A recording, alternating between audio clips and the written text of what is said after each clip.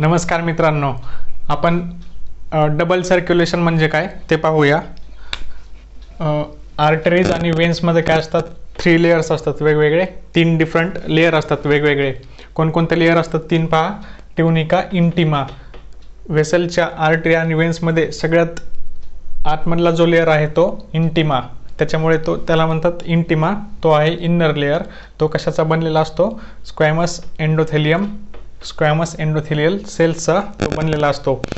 Tunica media, second layer कोणता?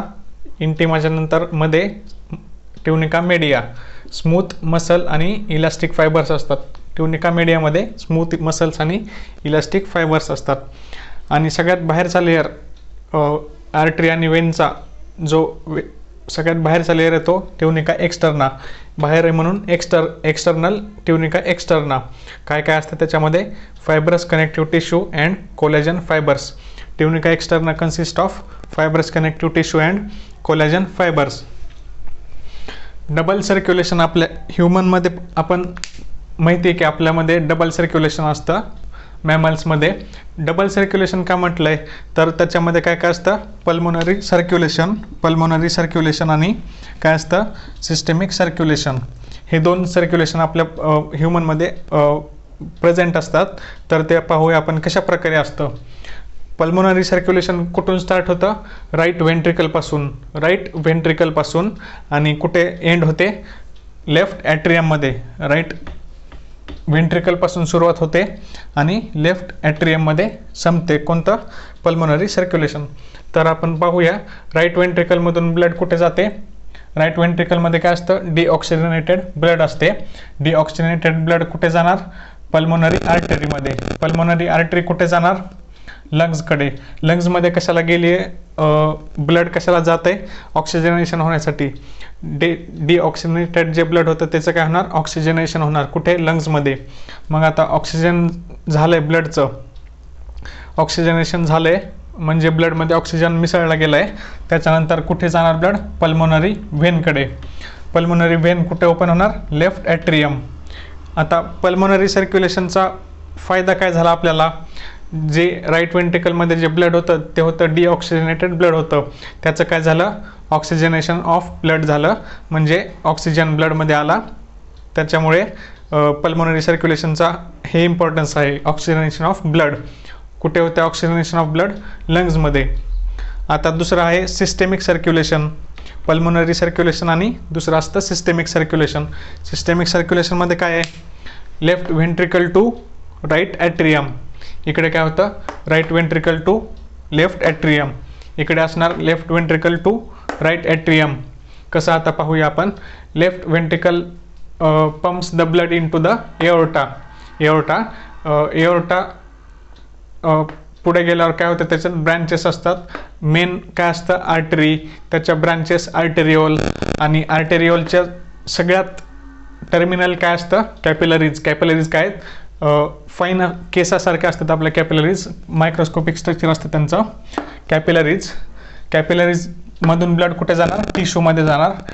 आता टिश्यूमध्ये ब्लड वापरलं गेलं आहे, न्यूट्रिएंट्स ते वापरले, ऑक्सिजन वापरलं टिश्यूने. आता टिश्यूपासून डिऑक्सिजनेटेड ब्लड जे येणार ते कुठे जाणार? व्हेन्युल्समध्ये. व्हेन्युल्सपासून वेन्समध्ये. वेन्सपासून मेजर वेन्स कोणत्या? सुपेरियर वेना केवा आणि इन्फेरियर वेना केवा. मागच्या व्हिडिओमध्ये डायग्राममध्ये सांगितलं आहे. तर त्या वेना केवामधून ब्लड कुठे जातं? शेवटी राईट ॲट्रियममध्ये. अशा प्रकारे लेफ्ट व्हेंट्रिकलपासून ब्लड कुठे चाललं आहे? आधी टिश्यू म्हणजे बॉडी पार्ट्सला चाललं आहे. वेगवेगळ्या टिश्यूमधून कुठे येते? राईट ॲट्रियममध्ये. टिश्यूपासून खाली डिऑक्सिजनेटेड ब्लड आहे त्याच्यामुळे कुठे जाणार? राईट ॲट्रियममध्ये. तर या पूर्ण सर्क्युलेशनला काय म्हणतात? Systemic circulation. तर NCERTमध्ये याची एक डायग्राम दिलेली आहे. त्याचं मी असं फ्लोचार्ट स्वरूपात तुम्हाला सांगितलेलं आहे. हे चार्ट तुम्ही लक्षातच ठेवा. पल्मोनरी सर्क्युलेशन आणि सिस्टेमिक सर्क्युलेशन. सिस्टेमिक सर्क्युलेशनचा काय उपयोग आहे? जे की आपल्या सेल्सला जे न्यूट्रिएंट्स लागतं, ऑक्सिजन लागतं, किंवा सेल्सने जे प्रोड्यूस केलेले वेस्ट असते ती एलिमिनेट करायची असते. सेल्सला ऑक्सिजन आणि न्यूट्रिएंट्स पुरवतात हे circulation systemic circulation through nutrients आणि ऑक्सिजन सेल्सला पुरवले जातात आणि जे हार्मफुल सबस्टन्स प्रोड्यूस करतात टिश्यू ते इलिमिनेशनसाठी ह्याच सर्क्युलेशनमधून बाहेर नेले जातात. हिपॅटिक पोर्टल सिस्टीम असते कुठे डायजेस्टिव्ह ट्रॅक्ट आणि लिव्हरमध्ये ब्लड वेसलचं कनेक्शन असतं. तर तिथून काय होणार, स्मॉल इंटेस्टाईनमधून ब्लड कुठे जाणार, लिव्हरमध्ये जाणार. ते लक्षात ठेवा एवढं हिपॅटिक पोर्टल सिस्टीम. आणि अजून एक सिस्टीम असते करोनरी सिस्टीम.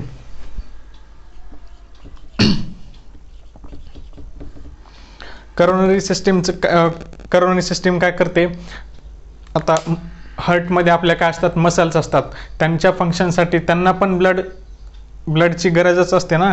तर करोनरी सिस्टीम काय करते, हार्ट मसलला ब्लड सप्लाय करते. आता बघूया regulation of cardiac activity. Cardiac activity कसं रेग्युलेट केले जाते आपल्या बॉडीमध्ये. तुम्हाला सांगितल्याप्रमाणे आधीच्या व्हिडिओमध्ये सांगितलं होतं की हार्टमध्ये काय असतं, नोडल टिश्यू असतो. तो काय करतो, auto regulate the heart function. म्हणजे नोडल टिश्यू म्हणजे एस-ए नोड, ए-व्ही नोड, एस-ए नोड असतो. तो इनिशिएट करणार, इम्पल्स जनरेट करतो. तो त्याला म्हणजे एस-ए नोड स्वतःचे इम्पल्स स्वतः जनरेट करतो. बाहेरून त्याला स्टिम्युलस देण्याची गरज नसते. त्याच्यामुळे तो काय auto regulate the heart activity. त्याच्यामुळे हार्टची जी ॲक्टिव्हिटी असते ती इंटरनली चालू होते, आतमध्ये चालू होते हार्टमध्येच. त्याच्यामुळे हार्टला काय म्हणतो आपण, मायोजेनिक हार्ट.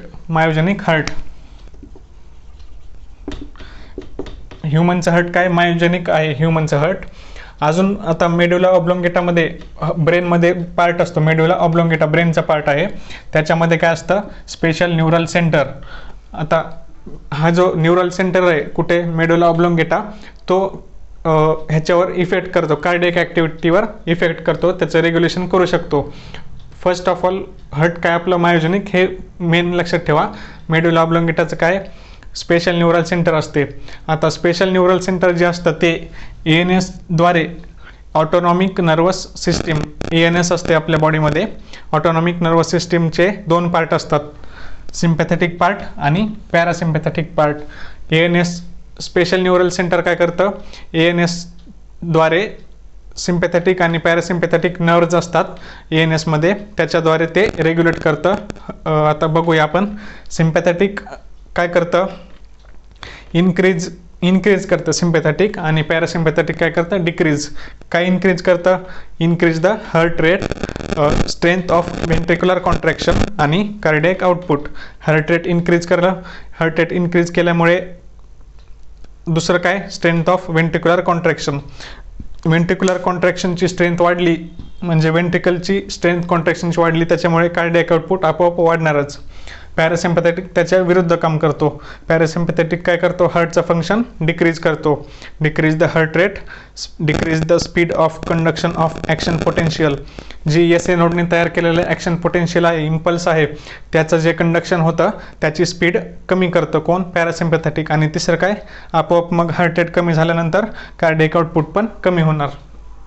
आता शेवटी हार्ट म्हणलं की खूप सारे प्रॉब्लेम आलेच. तर आपण पाहूया डिसऑर्डर्स ऑफ सर्क्युलेटरी सिस्टीम. कोणकोणते डिसऑर्डर्स आहेत ते पाहूया. फर्स्ट आहे हायपरटेन्शन. हायपरटेन्शन म्हणजे काय, हाय ब्लड प्रेशर, हाय BP. किती ब्लड प्रेशर असतं, नॉर्मल ब्लड प्रेशर असतं 120/80 mm/Hg. ब्लड प्रेशर कशाने मेजर करतात, स्पिग्मोमॅनोमीटर. स्पिग्मोमॅनोमीटरने ब्लड प्रेशर मेजर करतात आणि त्याच्यामध्ये मर्क्युरीचा यूज केलेला असतो. त्याच्यामुळे मर्क्युरीची लेवल मेजर करतात आणि त्याच्यानुसार ब्लड प्रेशर लिहितात. 120/80, 120/80 असं रीड करतात त्याला, 120/80. तर mmHg. हे काय झालं नॉर्मल. 120 काय असतो, सिस्टोलिक.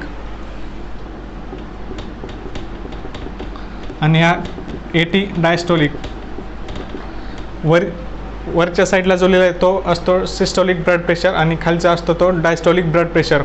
तर blood pressure higher than normal is called as hypertension. Or if 140/90 blood pressure असलं तर त्याला आपण काय म्हणू शकतो, हायपरटेन्शन. म्हणजे हे नॉर्मलपेक्षा काय झालं, जास्त झालं. नॉर्मलपेक्षा जास्त. नॉर्मल किती, 120/80. आता 140/90 जास्त आहे, त्याच्यामुळे हायपरटेन्शनने काय होतं, मेनी हार्ट डिसीजेस होतात, हार्टचे काही डिसीज होतात. अजून ब्रेन आणि किडनीवर पण हाय ब्लड प्रेशरचा इफेक्ट होऊ शकतो हायपरटेन्शनचा. दुसरं आहे coronary artery disease, CAD, coronary artery disease, और त्यालाच काय म्हणतो आपण अथेरोस्क्लेरोसिस पण म्हणू शकतो. यामध्ये काय होते, affect vessels that supply the heart. आता यामध्ये हार्टच्या ज्या मसल्स असतात त्यांना जे ब्लड वेसल्स सप्लाय करतात त्यांच्यावर इफेक्ट होतो. ब्लड वेसल्समध्ये काय, त्या deposits of calcium, fat and cholesterol. Blood वेसलमध्ये काय जमा होतं, कॅल्शियमचे डिपॉझिट, फॅट डिपॉझिट, अजून कोलेस्ट्रॉल वाढल्यानंतर हार्टचे प्रॉब्लेम येतात, हे आपल्याला माहिती आहे. मग आता कोलेस्ट्रॉल, कॅल्शियम, फॅट ते काय करणार, ब्लड वेसलची जी लुमेन असते ती नॅरो करणार. त्याच्यामुळे काय होणार, मसल्सला ब्लड जास्त जाणार नाही. त्या डिसीजला म्हणतात करोनरी आर्टरी डिसीज और अथेरोस्क्लेरोसिस. पुढचा डिसीज आहे, डिसऑर्डर आहे अंजायना और अंजायना पेक्टोरिस. अंजायना पण म्हणू शकतो आणि अंजायना पेक्टोरिस पण. यामध्ये काय असतं, acute chest pain when no enough oxygen is reaching heart muscles.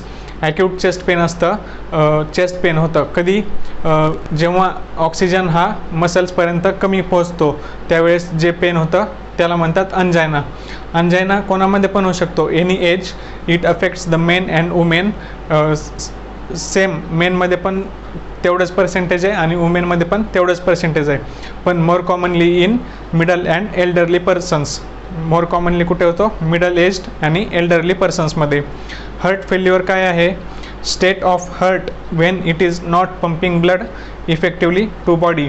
आता हार्टची अशी एक स्टेट आहे जेव्हा ते ब्लड पंप करत नाही, इफेक्टिवली ब्लड पंप करत नाही हार्ट. जेवढं बॉडीला ब्लड पाहिजे तेवढं ते इफेक्टिवली पंप करू शकत नाही, तेव्हा आपण त्याला म्हणू शकतो हार्ट फेल्युअर. हार्ट फेल्युअरला कंजेस्टिव्ह हार्ट फेल्युअर पण म्हणतात. काय म्हणतात, कंजेस्टिव्ह हार्ट फेल्युअर. कशामुळे, तर कारण congestion of lungs is one of the main symptoms in the heart failure. आता cardiac arrest. Heart failure is different than cardiac arrest. Cardiac arrest म्हणजे काय, हार्ट स्टॉप्स बीटिंग, म्हणजे हार्ट कामच करत नाही, म्हणजे बीटच करत नाही, त्याचे इम्पल्स तयार करू शकत नाही, त्याला म्हणतात कार्डियक अरेस्ट. आणि heart failure is also different from heart attack. Heart अटॅकमध्ये काय होतं, हार्टच्या ज्या मसल्स असतात त्या सडनली काम करायचं बंद करतात, अचानक काम करायचं बंद करतात, कारण due to inadequate blood supply to the heart muscles, त्याला म्हणतात आपण हार्ट अटॅक. या तीनही कन्सेप्ट ज्या आहेत त्या एकमेकापासून वेगळ्या आहेत. तर मित्रांनो, या ठिकाणी आपला हा चॅप्टर कंप्लीट होत आहे. तुम्हाला हा चॅप्टर कसा वाटला कमेंटमध्ये नक्कीच कळवा. आणि ज्यांनी अजून चॅनलला सबस्क्राईब केलं नाही त्यांनी सबस्क्राईब करा, लाईक करा, बेल आयकॉनवर क्लिक करा, आणि जेणेकरून तुम्हाला नवीन व्हिडिओची माहिती लवकरात लवकर कळेल. आणि आपल्या फ्रेंड्ससोबत आपले चॅनल शेअर करा. धन्यवाद.